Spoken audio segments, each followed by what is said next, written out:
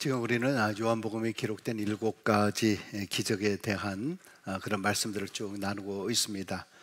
첫 번째는 가나의 혼인잔치에 물을 포도주로 바꾸신 기적이었고요. 두 번째는 왕의 신하의 아들을 고치신 사건이었고요.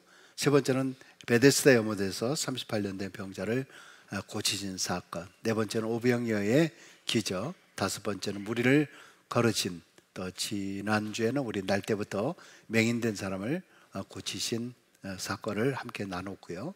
오늘 이제 마지막으로 죽은 나사로를 살리신 그 사건입니다. 이 사건은 마태, 마가, 누가복음에 기록되어 있지는 않고요. 요한복음에만 기록되어 있습니다. 이 기적을 통해서 죽음을 이기신 우리 예수님의 모습, 그리고 예수님 자신의 부활을 예표하는 그런 표적이라고 하는 독특성을 가지고 있습니다. 특별히 죽은 지 나흘이나 된 나사로를 다시 살리신 사건은 인간의 한계, 또 죽음을 뛰어넘은 그런 사건, 기적을 우리에게 보여주고 있습니다. 이 표적으로 인해서 예수를 믿는 자들이 더욱 많아졌지만은 동시에 또 위기를 느낀 유대 이 지도자들이 예수님뿐만 아니라 나중에 다시 살아난 나사로까지도 죽이려고 모의를 하는 그런 모습이 이제 요한복음에 기록되어 있는 것을 보게 됩니다. 자, 오늘 본문은 먼저 나사로가 큰 병이 들었다라고 하는 소식을 전해 들은 예수님께서 어떻게 나사로를 살리게 되었고 또 그 의미가 무엇인가라는 것을 통해 오늘 하나님께서 주시는 말씀을 좀 생각해 보고자 합니다. 첫 번째는 신앙인은 고난을 해석하는 영적 안목이 있어야 한다라고 하는 것입니다. 나사로의 노이들은 예수님이 요한이 세례를 주었던 요단강 근처에 계시다라고 하는 소식을 듣고 사람을 보내어서 사랑하는 자가 병들어 죽게 되었다라고 하는 소식을 전달하게 됩니다. 오늘 1절부터 3절까지 이렇게 기록하고 있습니다. 어떤 병자가 있으니 이는 마리아와 그 자매 마르다의 마을 베다니에 사는 나사로라. 이 마리아는 향유를 주께 붓고 머리털로 주의 발을 닦던 자요, 병든 나사로는 그의 오라비더라. 이에 그 누이들이 예수께 사람을 보내어 이르되 주여 보시옵소서, 사랑하는 자가 병들었나이다 하니. 여기 나사로와 마르다와 마리아는 아마 남매의 지간으로 보여집니다. 그들이 살던 곳은 예루살렘 동남쪽에 약 3km 떨어진 베단이라고 하는 지역이었습니다. 이 베단이라고 하는 이 말은 벳은 집이라고 하는 뜻이고요, 아니라고 하는 말은 가난이다 또는 고난이다 라고 이야기를 합니다. 그래서 이곳 지역은 가난의 집이다, 빈민촌, 해방촌이 아니었나 이렇게 추측을 하게 됩니다. 자, 이 남매들은 예수님과 가족처럼 지낼 만큼 서로 아주 친근한 관계였습니다. 11절에 보면 나의 친구, 우리의 친구 나사로다라고 하는 그런 표현까지 예수님께서 하십니다. 마르다는 우리가 잘 알고 있는 대로 예수님을 위해서 맛있는 음식을 만드셨고 늘 대접하기를 힘썼던 사람이었습니다. 마리아는 값비싼 향유를 예수님 발에 붓는 그런 헌신을 함을 통해서 장차 다가올 예수님의 죽음, 이 장사를 예비했다라고 하는 칭찬을 듣기까지 했었습니다. 자, 그런데 이 집의 기둥이자 예수님과 이런 관계에 있는 사랑하는 그런 친구 나사로가 깊은 병에 들게 된 것입니다. 여기서 우리는 첫 번째 이런 질문을 해볼 수가 있습니다.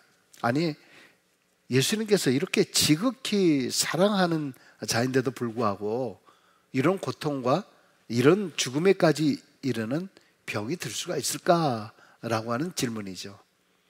날마다 주님을 의지하는 믿음의 사람에게도 이처럼 이해할 수 없는 불행이 닥칠 수 있는 건가? 예수님이 사랑하는 자라고 하면은 하나님이 복을 주셔서 모든 것이 잘 되어야 하는 거 아닌가? 사업도 잘 되고 건강하고 자녀도 잘 되고 그렇지 않습니까? 그런 기대를 하지 않습니까?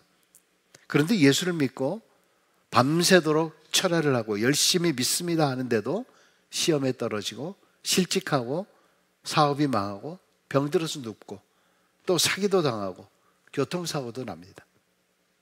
도대체 무엇 때문에 성도의 가정에 이러한 일들이 일어나는 것일까요?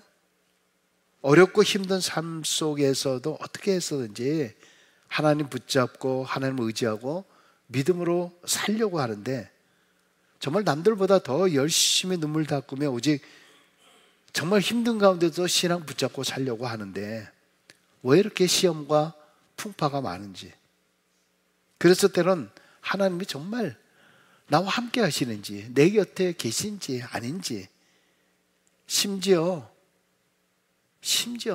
내가 이러려면 내가 뭐하러 신앙생활을 해야 되나?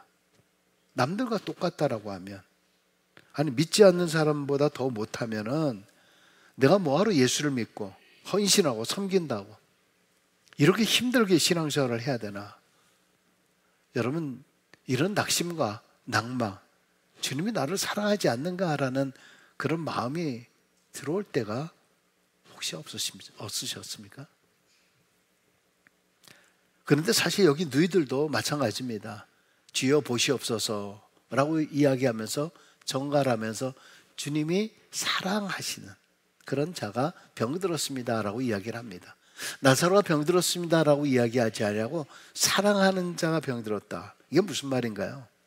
이 이야기는 당신이 이렇게 사랑하는 자니까 좀 더 특별히 좀 잘 좀 봐달라. 남도 아니고 주님이 사랑하는, 지금까지 우리가 어떤 관계인데 좀 더 특별히 좀 신경 써서 빨리 와서 좀 치료 좀 해달라라고 하는 그런 청탁 아닌 청탁 아닙니까? 근데 그런 관계 속에서 주님이 뭐라 하느냐라고 하는 겁니다. 4절에 이렇게 이야기를 합니다. 예수께서 들으시고 이르시되 이 병은 죽을 병이 아니라 하나님의 영광을 위함이요 하나님의 아들이 이로 말미암아 영광을 받게 하려 함이라 하시더라. 이게 도대체 무슨 말입니까? 알 듯 모를 듯. 아니 지금 그 말에 무슨 토를 답니까? 이 반응이 좀 섭섭하지 않습니까? 그래도 남도 아니고 우리가 특별한 관계인데, 여러분 잘 아시는 대로 마리아가 베단이라고 하는 그 빈민촌에서 그 비싼 300데나리온이라는 이 향유까지 다 깨가지고 쏟아 부을 정도로 예수님을 아끼고 사랑하던 그런 사이인데, 여러분 우리 같으면 어떨까요? 당장 그래? 그런 일이 있어서 우리의 반응이 이 정도쯤은 돼야 되는 거 아닙니까? 이거보다 더 해야 되지 않습니까? 야 그래? 야 빨리 가자. 그런데요 반응이요 하는 말이 죽을 병이 아니라 그래요. 아니 지금 환자를 봤어요? 지금 예수님 환자를 본 것도 아니고요, 지금 어떤 상태가 어떤 정도냐고 지금 물어본 것도 없잖아요. 지금 이게 죽을 병이 아니라 그러면서 이를 통해서 하나님의 영광을 위함이다. 여러분 이 이야기는요 기적 속에서 계속 나타나는 말 가운데 하나예요. 지난주에 말씀이 별로 기억나시는 분이 거의 없기는 하겠지만은 맹인한테도 그런 이야기를 했어요. 나면서부터 맹인된 자를 향해서 제자들이 이 사람이 누구의 죄 때문입니까? 라고 이렇게 물어보잖아요. 그때 예수님이 뭐라고 하셨나요? 9장 3절에 이렇게 얘기합니다. 예수께서 대답하시되 이 사람이나 그 부모의 죄로 인한 것이 아니라 그에게서 하나님이 하시는 일을 나타내고자 하심이라. 그를 통해서 하나님이 하시고자 하심을 나타내심이라. NIV 영어 성경에는 좀 더 우리가 이해하기 쉽게 얘기하고 있는데 The work of the God, 그러니까 하나님께서 하시는 그런 일은 might be displayed. 뭐냐 하면은 하나님께서 그 일하심이 이거를 디스플레이 하려고 하는 것이다. 하나님께서 하시고자 하시는 그 일들을 이 사람을 통해서 뭔가 나열하시겠다, 드러내게 될 것이다 라고 하는 그런 추측과 미래의 확신을 가지고 이야기를 하고 있습니다. 그러면서 이 일을 통해서 하나님의 섭리와 하나님의 뜻이 경륜이 있다라는 말씀을 전해주고 있는 거예요. 여러분 이 말은 우리의 생각과 우리의 어떤 마음의 뜻 이런 것과 달리 예수님은 어떤 상황 속에서도 그 일을 통해서 하나님의 일하심을 보는 영적인 눈, 영적인 안목을 가지고 계신다라고 하는 그 말씀이세요. 그러므로 이 맹인의 표적과 더불어서 이 사건이 우리에게 주는 교훈이 있습니다. 그 교훈 같이 한번 읽습니다. 우리의 삶이 힘든 이유는 당면한 고난이나 고통, 실패 때문이 아니라 주어진 상황을 바르게 해석하는 영적인 안목이 없기 때문이다 라고 하는 말이에요. 즉 지금 현실이 아무리 고통스러울지라도 그 고통의 이유가 해석이 되면 현재의 고통은 더 이상 절망이 아니다 라고 하는 것입니다. 이해가 잘 안 되시죠? 아직도? 제가 종종 신앙이 무엇이냐, 신앙에 대한 말씀을 전할 때가 있어요. 그때 이런 말씀을 드린 적이 있습니다. 신앙은 해석이다 그랬습니다. 도대체 우리가 가지고 있는 이 신앙이 뭐냐, 그 사건에 대해서 내가 어떻게 해석하는가라고 하는 것이 나의 신앙의 지금 상태를 보여주고 있는 말씀이다. 모든 것에 대해서 신앙적 해석이 굉장히 중요하다는 겁니다. 그래서 이 해석 능력이라고 하는 것은 오직 하나님의 뜻과 경륜을 보는 영적인 안목이 있을 때에만 소유할 수 있다라고 하는 것입니다. 아멘? 아멘? 뭐 아멘 했습니다마는, 그러나 사실 지금 이 말이 무엇인가, 막상요 남이 아니라 나에게 그런 어려움이 막상 나에게 닥치면 어떻습니까? 솔직히 내가 그동안에 난 믿음이 있다, 난 지금까지 수년 신앙생활을 해왔다, 심지어 나는 그래도 영적인 안목이 있다라고 해도요, 막상 예상치 못한 큰 고난과 실패 이런 것을 겪게 되면은요, 그것을 정말 믿음으로 해석하기란 그렇게 쉽지 않다는 거예요. 왜 나한테 이런 일이 일어나는 거지? 나에게는 이러한 일이 일어날 줄로는 상상조차 하지 못했는데 어떻게 나에게 이런 일이 닥치냐고 기가 차면서요, 그것을 영적으로 해석하느냐가 아니라 육적으로 해석하고 있는 나의 모습을 볼 수 있다는 거예요. 내가 이런 일이 일어나지 않을 때에는, 남들이 그런 일이 일어날 때는 힘드시죠, 잘 이겨내세요, 기도로 이겨내야죠, 그렇게 말을 잘하는데 막상 자신에게 그런 일이 닥치면은 도대체 뭘 어떻게 해야 될지, 어떤 반응을 보여야 될지 계속 내 안에 불안해하고 걱정하고 신앙이고 뭐고 다 없이 내 앞이 깜깜해진 그런 경험을 하신 분들이 있을 거예요. 그렇기 때문에 우리는 내 신앙을 그렇게 과신할 필요도 없어요. 내가 뭐 이렇게 잘 믿는다라고 남들에게 보여줄 필요도 없다니까요. 그리고 남들에 대해서 신앙이 어떻다라고 우리가 말할 수 없는 거예요. 감히 말할 수 없어요. 신실한 신앙이라고 하는 것은 어떤 의미에서 평탄한 데서 오는 것이 아니에요. 수없이 얻어맞고 실패하고 죽음의 위협까지 다가왔을 때에 내가 이 사건을, 지금 이 상황을 신앙으로 어떻게 버티느냐, 내가 이 사건을 신앙으로 어떻게 해석할 것이냐라고 하는 것. 그렇기 때문에 사실 초신자들은 그게 쉽지 않아요. 그래서 우리에게 신앙의 경륜이 필요로 한 거예요. 여러분, 젊은 사람들에게는 반짝이는 아이디어와 추진력이 있을지 모르지만은, 그래서 어르신들이 갖고 계시는 인생의 경륜, 신앙의 경륜을 절대 우습게 여겨서는 안 될 것입니다. 그렇기 때문에 예수님은 나사렛의 죽음 앞에서 두 자매가 괴로워하면서 울부짖고 있는 것을 보면서, 야, 너희들 어떻게 이렇게 믿음이 없느냐 이렇게 꾸짖지 않으시고요, 35절을 보면 예수님께서 눈물을 흘리시더라 그랬어요. 여러분, 사실은 우리가 이 기적의 모든 사건들을 보면 주님은 이미 어떻게 될지를 다 알고 계셨던 분이에요. 결과를 다 아신 분이에요. 그럼에도 불구하고 그들과 그 마음을 함께 하시고요, 결국 주님도 인생의 아픔을 아신다라고 하는 것이에요. 그래서 우리가 성도들이 로마서 12장 15절에 보면 즐거워하는 자들로 함께 즐거워하고 우는 자들로 함께 울라 그랬습니다.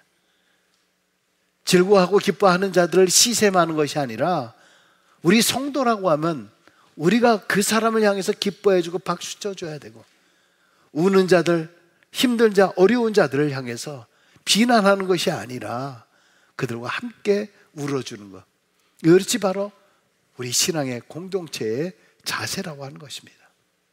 여러분, 그래서 가끔 여러분 가운데서는 장례식 같은데 사실 몰라요. 이분이 누군지도 모릅니다. 근데 우리 성도님이 돌아가셨다라고 하는 것 때문에 그냥 그 장례식에 참여해 주시고 같이 울어주고 같이 함께 하시는 것, 이게 뭡니까? 성도 아닙니까? 성도의 교제 아닙니까? 두 번째 우리에게 주시는 말씀은요, 모든 것에는 하나님의 때가 있다라고 하는 것입니다. 자, 그런데 나사로를 이렇게 사랑하셨고 너희들의 간절한 부탁에 예수님께서는 어떻게 행동하십니까? 6절에 보세요. 나사로가 병들었다 함을 들으시고 그 계시던 곳에 이틀을 더 유하시고. 지금 이게 무슨 말이에요? 긴급 전달을 받은 거 아니에요? 그렇다라면 바로 달려가야 하는 거 아닙니까? 근데 뭐예요? 이틀을 거기에 더 유하시고. 이게 지금 뭡니까? 모르는 사람도 아니고요, 사랑하는 자라고, 그리고 우리의 친구라고, 그리고 눈물까지 흘렸다. 그런데 예수님 이거 다 가짜예요? 위선이에요? 귀찮아요? 예수님 이게 지금 무슨 심보이십니까? 지금 우리가 기적에 대한 이야기를 쭉 할 때 예수님의 기적의 사건 때마다 제가 말씀드린 대로 뭔가 왜 예수님이 이러실까? 왜 짠지를 걸까? 왜 이렇게 목리를 부리실까? 심술이 있으신가? 그럼 뭔가 이 단어 자체가 여러분 믿음으로 쫙 받는지 모르지만 이 단어에서 뭐가 싸하다는 생각이 안 드십니까? 여러분, 그러나 우리는 이 사건을 이미 압니다.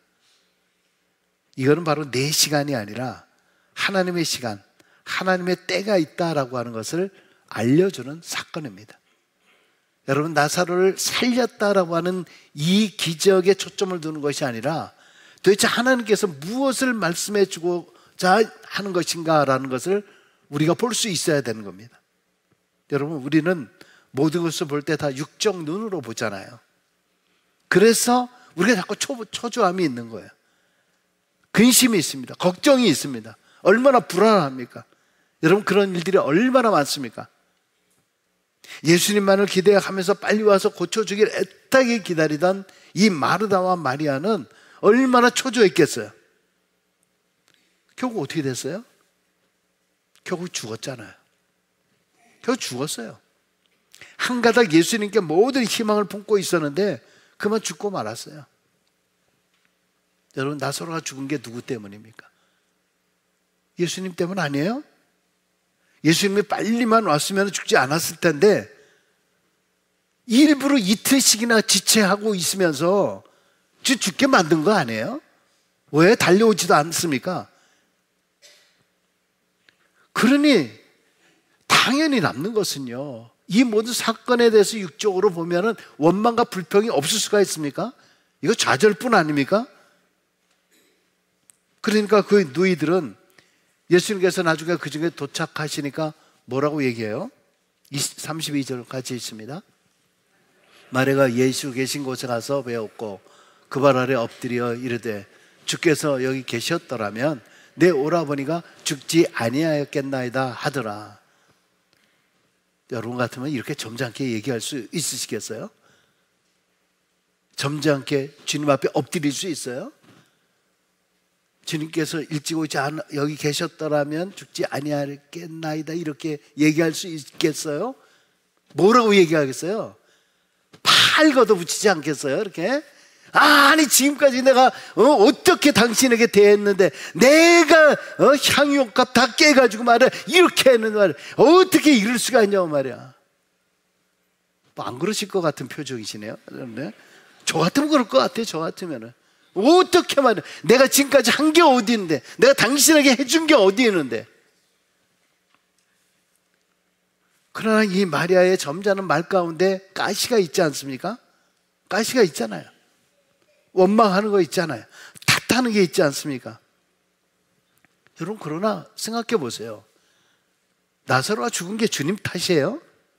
주님 때문이에요? 자기가 병들어서 죽은 거잖아요. 병들어서 죽은 거잖아요. 주님이 늦게 와서 죽었다고 주님 탓하고 섭섭하고 원망이 가득해서 말해요?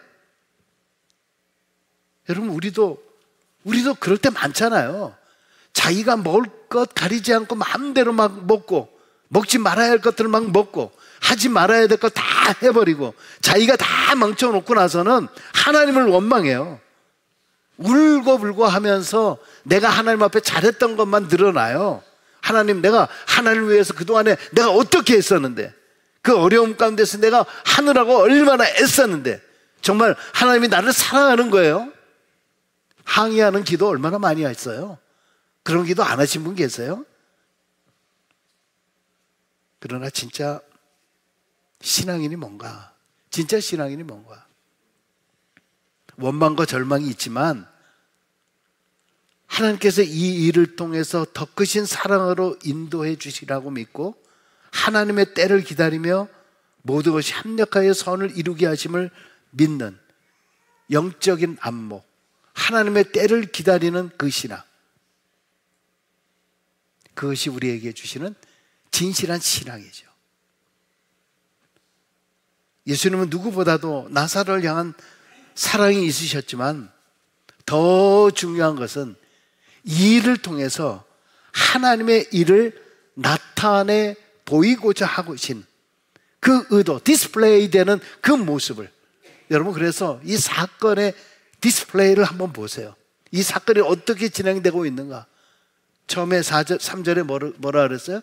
병들었다라고 얘기하잖아요. 근데 예수님은요, 거기에 대해서 이것은 죽을 병이 아니다라고 이야기를 해요. 그리고 또 보세요. 11절에 보면 잠들었다라고 또 예수님이 얘기해요. 잠들었다라고 얘기해요.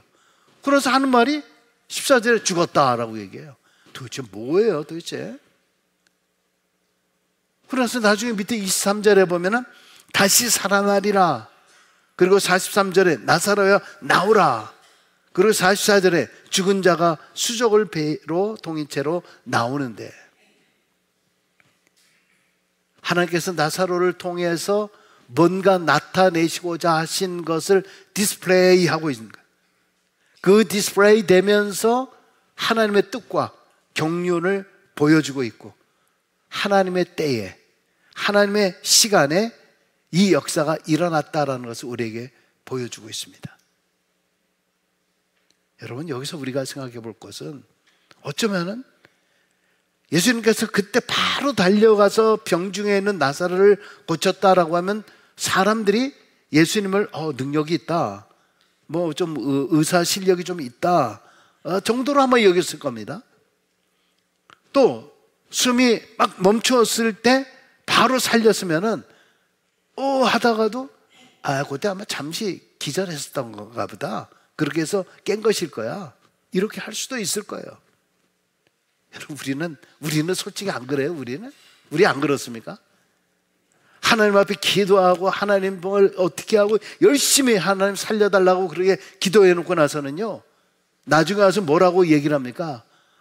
내가 저 뭐 의사 잘 만났어. 내가 의사 잘 만나가지고 내가 정말 요즘 약이 신통해. 요즘 약이 내가 그 약 먹고 내가 이렇게 됐잖아. 요즘 의료 기계가 참 좋아, 참 좋아. 지금 뭘 간증하고 있는 거예요? 뭘 간증해요? 앞에 열심히 기도했다라고 하면서 결국 사람들에게 이야기하고 있는 간증이 뭐냐는 거죠. 하나님을 나타내는 거예요? 하나님이 하신 그 모든 일을 디스플레이 하면서 얘기하고 있는 거예요? 이거야말로 하나님의 영광을 가로채려고 하는 사단의 함정에 넘어가는 거 아닙니까? 어쩌면 그렇기 때문에 하나님께서 우리의 기도를 아직 들어주시지 않는 이유에는 하나님 뜻에 나의 기다림이 필요함을 보여주고 있는 것인지 몰라요. 여러분 개인적으로 지금 답답해서 기도하시는 것들이 있으십니까? 바로 거기에는 여러분의 기다림이 필요하다는 거예요. 하나님이 역사하심을 위해서, 어쩌면 하나님께서 일부러 예수님의 발걸음을 늦추시는지 몰라요.